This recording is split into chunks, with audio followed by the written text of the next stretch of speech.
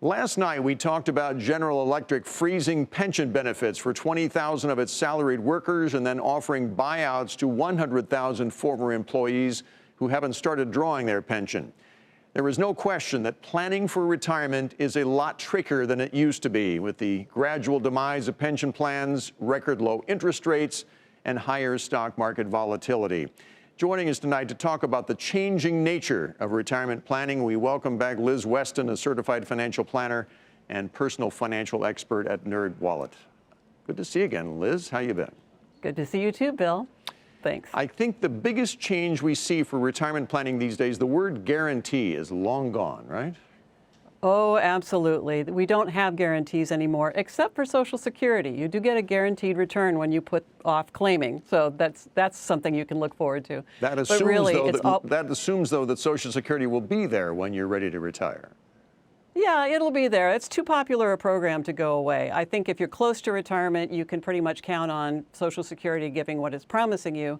I think younger people need to be aware of the fact that if they don't pay attention to it, it could be reduced or eliminated. I don't think it actually will be eliminated, but it could be reduced. They could pay the price if they're not paying attention. All right, we'll hold you to that.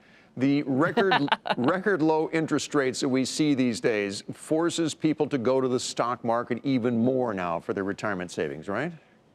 Absolutely. I mean, you can't get a safe return and a high return in the same investment. When you go the safe route, you're going to get a return that doesn't keep up with inflation. That's always been true. But I think in the low return environments we have now, the low safe returns, it's really becoming obvious.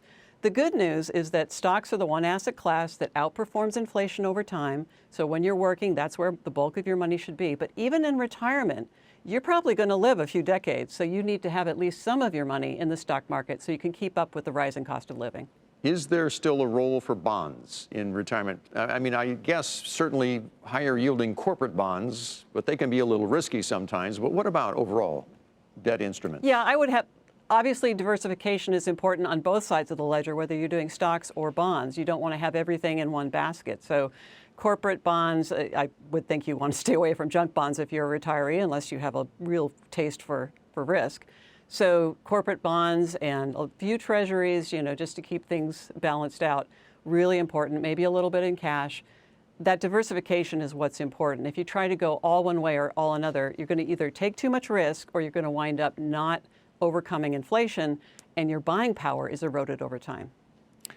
Some good meat and potatoes advice from Liz Weston with Nerdwallet. Good to see you again, Liz. Thanks. Thank you.